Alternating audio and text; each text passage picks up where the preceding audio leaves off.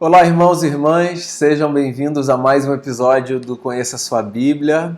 Eu espero que vocês estejam bem e que a casa de vocês esteja em paz.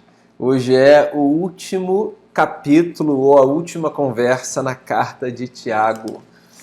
Passamos 10 ou 11 semanas, se não me falha a memória, meditando nessa pequena carta que aparece no final da Bíblia Sagrada. Eu quero ler a última sessão.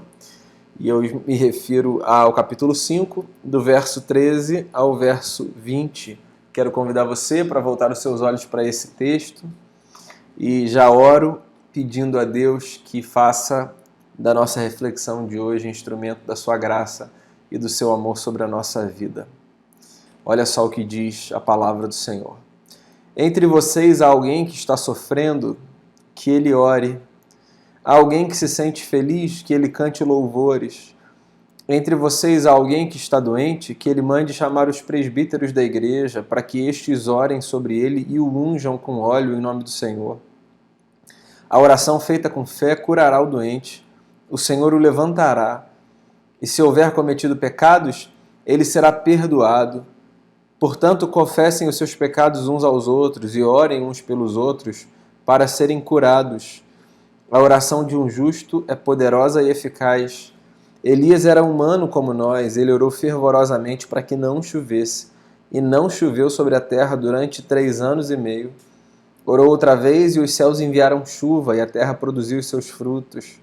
Meus irmãos, se algum de vocês se desviar da verdade e alguém o trouxer de volta, lembrem-se disso. Quem converte um pecador do erro do seu caminho, salvará a vida dessa pessoa, e fará que muitíssimos pecados sejam perdoados.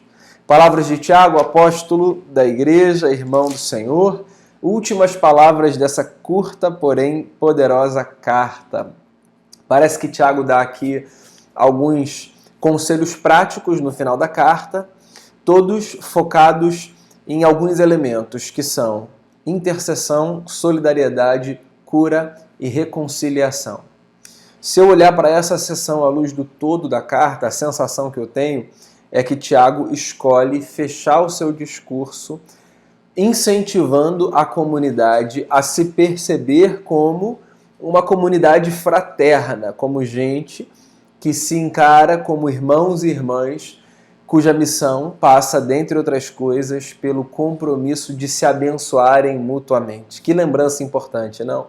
Acho que não exista nenhum momento da vida que não vale a pena nós sermos lembrados pelas Escrituras que nós somos uma grande fraternidade e que parte da nossa missão passa por nos abençoarmos mutuamente.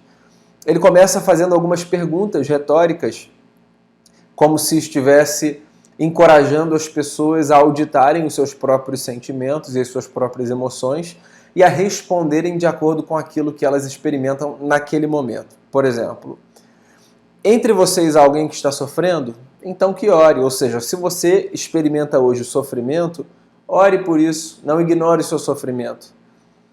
Há alguém que se sente feliz? Então que cante louvores. Se nesse momento o que o seu coração expressa é felicidade, então coloque isso para fora e louve a Deus com tudo que há em você como resultado da felicidade que você sente. Se há alguém entre vocês doente, que chame os presbíteros da igreja e orem com esse doente ou com esses doentes, ungindo com óleo para que essa pessoa seja curada. Então, antes de entrar propriamente nesse último ponto, que é o ponto em que Tiago se detém e dedica um pouco mais de palavras, eu queria começar só fazendo essa observação. Tiago não trata a igreja como se a igreja fosse uma unidade monolítica, um bloco que sente a mesma coisa o tempo todo, que pensa a mesma coisa o tempo todo, que tem as mesmas experiências sensoriais, emotivas, racionais o tempo todo. A igreja é uma comunidade formada por pessoas que vivem momentos distintos. Então, por exemplo, nesse momento que você está assistindo esse vídeo, é possível que você esteja feliz, celebrando alguma conquista. Então, se você está feliz, celebrando alguma conquista, louve a Deus por isso. Mas é possível que você esteja triste, sofrendo alguma derrota, Então, se você está triste, sofrendo alguma derrota, ore por si mesmo, ore por essa circunstância, por esse momento. É possível que você esteja muito animado, é possível que você esteja mais para baixo. Seja qual for a condição de alma em que você se encontre, corresponda a ela de maneira apropriada, ou seja, não ignore o que se passa dentro de você. Esse é o conselho que eu acho que Tiago dá pra gente aqui de forma preambular. Não ignore o que se passa com você. Responda de maneira proporcional àquilo que você enfrenta, porque isso faz parte da vida, certo? Se eu estou triste, eu não vou agir como se eu estivesse feliz, eu vou encarar essa fase de tristeza sabendo que ela vai passar e fazendo o que eu preciso fazer, orando, me aproximando de pessoas que vão me ajudar, me cercando de gente que vai me auxiliar e que vai contribuir para que o meu ânimo seja alterado. Bem, acho que você entendeu o ponto aqui, né? Aí Tiago então avança e ele vai especificamente para o terceiro exemplo que ele dá, que é: alguém está doente entre vocês? Então chamem os líderes da igreja. Esse era um costume, sabe, da igreja do primeiro século. Os líderes não concentravam poder, autoridade, não era uma questão hierárquica institucional. Quando o Tiago fala para que os líderes sejam chamados, tem muito mais a ver com a construção dessa compreensão de que aqueles que já avançaram mais na fé, que eram os líderes, eram os presbíteros, literalmente os anciãos, eles se responsabilizavam como exemplo na solidariedade, na empatia e também no exercício dessa fé que se aproxima de maneira ousada diante de Deus, em intercessão, suplicando por aqueles que atravessam lutas, desafios, dilemas. Então, Tiago, como um homem da igreja do seu tempo, diz assim: alguém está doente? Chame os líderes da igreja e ore com unção, com óleo. Essa era uma prática da igreja, e é uma prática de parte da igreja até hoje, que, pelo menos no contexto do primeiro século, ela pode ser encarada a partir de duas perspectivas.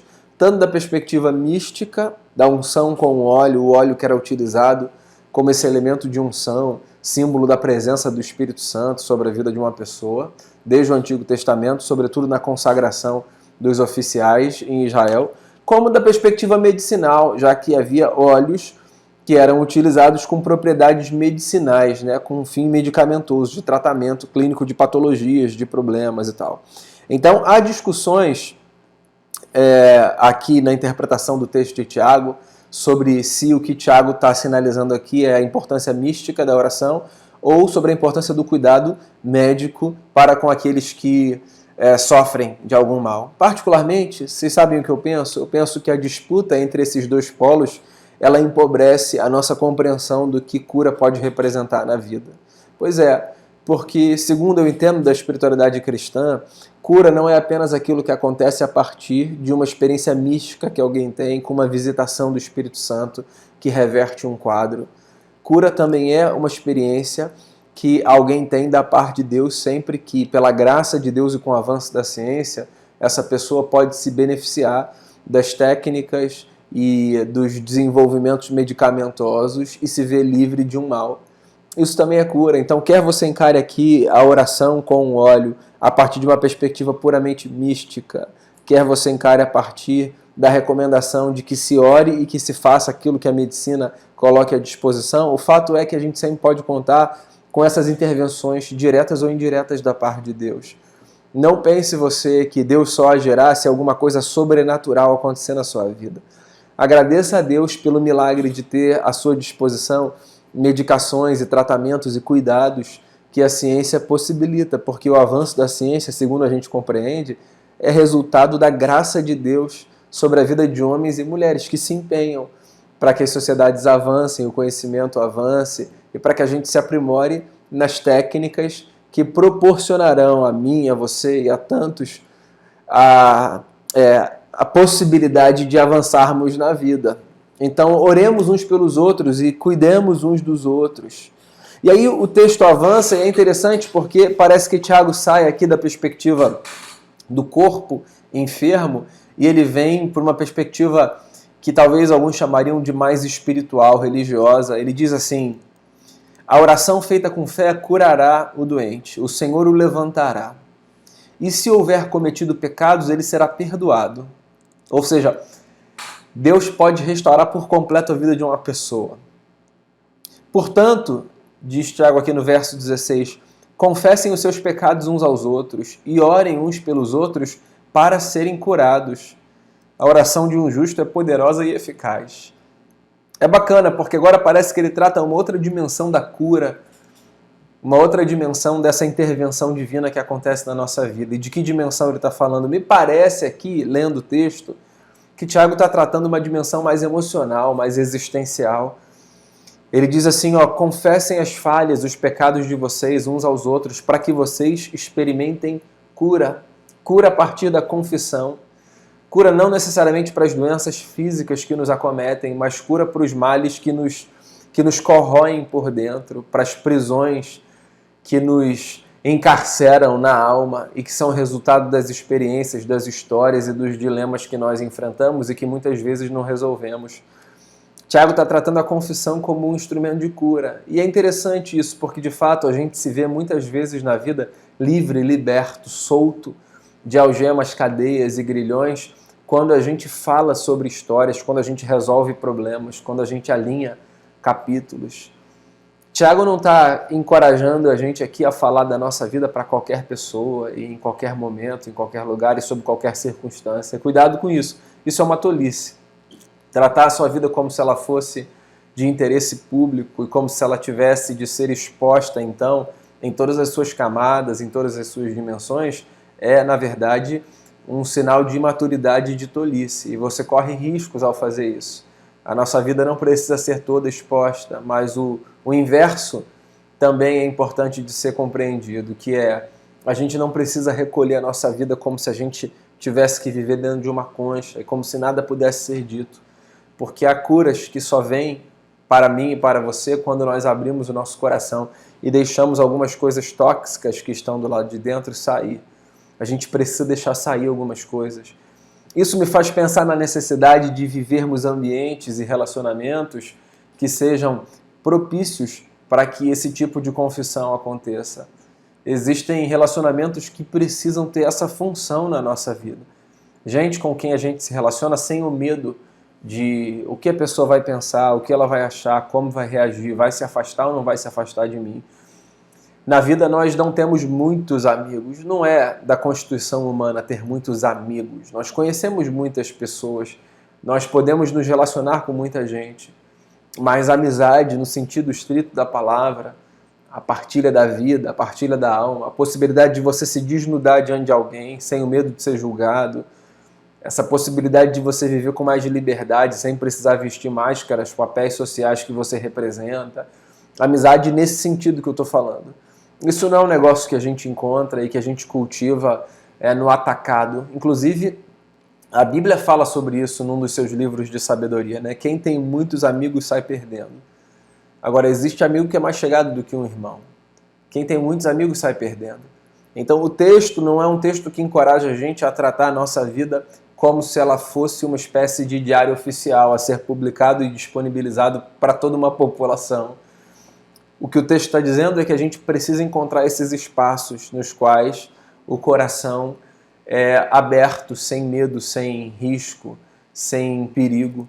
Relacionamentos que nos possibilitem desnudar a alma para que a gente experimente cura da parte de Deus. A gente precisa disso. E se a gente acha que tudo isso que Tiago descreve aqui é uma experiência muito sobre-humana, sobrenatural demais, se você lê esse texto do verso 13 ao verso 16, que foi o que eu li até aqui, e pensa assim, isso é pra gente muito crente, sabe? Orar e ver cura, abrir o coração e ver Deus lavar a alma através de uma espécie de um rio purificador, isso é pra gente num nível de espiritualidade que eu não alcancei ainda. Isso, na verdade, é uma grande besteira, esse tipo de pensamento. Tiago diz aqui, Elias, citando um profeta do Antigo Testamento, era humano como nós. E ele orou fervorosamente para que não chovesse, e não choveu sobre a terra durante 3 anos e meio. Ele está evocando aqui uma experiência na vida do profeta em que, segundo o texto sagrado, não choveu por conta da intercessão desse homem. orou outra vez, é o que o texto lá do Antigo Testamento diz, e os céus enviaram chuva e a terra produziu os seus frutos. Então Tiago está trazendo um exemplo dizendo assim: vocês conhecem na história do povo de vocês esse e tantos outros episódios de gente que, através da sua intercessão, viu coisas inimagináveis acontecerem. E se a gente tivesse aqui uma sessão e um espaço para a gente partilhar coisas que a gente viu na nossa própria vida ou na vida de terceiros, que foram e continuam sendo inexplicáveis e que só se explicam, aspas, aqui, a partir do mistério da oração, é possível que a gente encontrasse um repertório muito vasto de acontecimentos na nossa vida ou na vida de terceiros. Pois é, isso faz parte da nossa dinâmica de fé.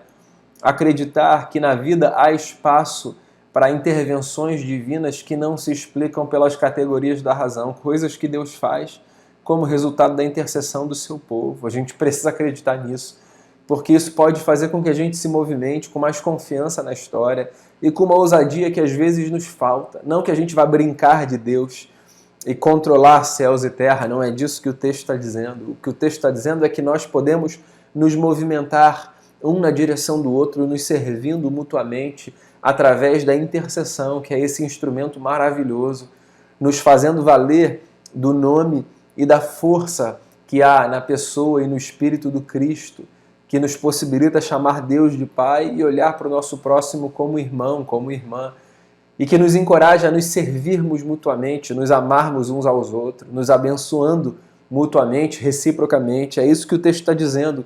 Não é coisa de gente sobre-humana, não é coisa de gente espiritual demais, é coisa de gente, ponto. Orar em intercessão, crendo que Deus pode fazer alguma coisa, suplicar para que Deus faça alguma coisa, é coisa que gente é capaz de fazer. Tiago termina o texto dizendo assim: meus irmãos, se algum de vocês se desviar da verdade e alguém o trouxer de volta, lembrem-se disso. Quem converter um pecador do erro do seu caminho salvará a vida dessa pessoa e fará que muitíssimos pecados sejam perdoados. Ele encerra inserindo no tema da intercessão e do serviço mútuo o bem que a gente faz quando a gente traz de volta para a experiência com a verdade, que é Cristo Jesus, pessoas que se desviaram do caminho. Ele usa, inclusive, a expressão, essa pessoa salvará a vida do que se perdeu. Não no sentido redentor, como Cristo, e só Cristo é capaz de fazer por cada um de nós, mas no sentido de há intervenções na vida que nós experimentamos através de outros, ou que Deus faz na vida de outros através da gente, que representam uma espécie de salvação. Há coisas que a gente faz na vida de alguém que pode representar uma salvação daquela vida. E há coisas que outros fazem na nossa vida que pode representar uma salvação. Há ajudas, há intercessões que são a salvação do nosso casamento, a salvação da nossa saúde, da nossa sanidade, de amizades, de sociedades, de trabalho. Sim, tenta pensar isso na perspectiva humana. Existem atos de terceiros que são salvíficos, não no sentido espiritual e redentor. Volto a dizer, esse tipo de salvação só Cristo nos oferece. Mas há outras camadas e outros níveis de salvação que na vida nós experimentamos, que vem da parte de Deus também, assim nós acreditamos. O próprio texto de Tiago, no seu primeiro capítulo, diz isso: toda boa dádiva e todo dom perfeito vem do alto, do Pai das luzes. Mas Deus se utiliza de pessoas, e pessoas salvam pessoas nesse sentido. E Tiago termina a sua carta abrindo os nossos olhos para essa verdade bonita, de que nós podemos ser instrumento de salvação na vida de terceiros, e outros podem ser na nossa vida também. É assim que o apóstolo encerra o seu texto, nos encorajando a sermos coerentes com aquilo que nós estamos sentindo e experimentando. Se você está feliz, celebre. Se você está triste, chore. Se você está doente, que nós oremos por você e oremos uns pelos outros, que a gente respeite o momento que a gente está vivendo, sempre acreditando que Deus pode intervir na nossa história, direta ou indiretamente. Que a gente suplique por cura no corpo, nas emoções, nas relações, e que a gente creia que, ou rasgando os céus, como diz o profeta Isaías, ou se valendo de homens, mulheres da ciência ou da história, Deus sempre pode agir na nossa vida. E ser instrumento nas mãos de Deus não é coisa para gente sobre-humana, não é coisa para super-herói, é coisa para gente como a gente, falha, pecador, limitada, com quem Deus conta. Que a gente atue na história como homens e mulheres que representam papéis salvíficos, não espirituais. Quero repetir e reforçar isso para que fique bem claro no seu coração. Mas que a gente seja instrumento de muitas outras salvações na vida das pessoas e que elas sejam na nossa também. E que isso tudo colabore para que a gente perceba o quanto a gente precisa um do outro e que a gente só avança em comunidade. Bem, esse foi o fechamento da nossa conversa na carta de Tiago. Na próxima segunda, a gente começa um novo ciclo do Conheça a Sua Bíblia e eu espero que seja tão interessante quanto esse de Tiago foi, pelo menos para mim, eu espero que para você também. Deus abençoe você e até o nosso próximo encontro.